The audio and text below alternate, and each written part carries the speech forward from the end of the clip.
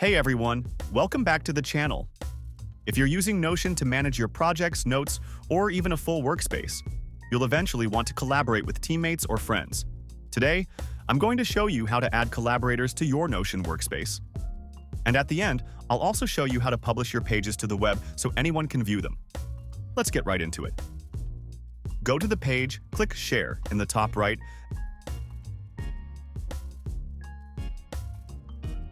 then type their email and choose their permissions.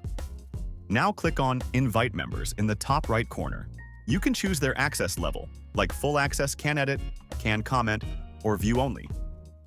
Once you're ready, hit Invite, and they'll receive an email to join your workspace.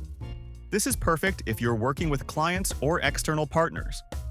Want to make a page publicly available on the internet? Here's how. Go to the page you want to publish. Click the Share button in the top right. Now toggle on Share to Web. Boom.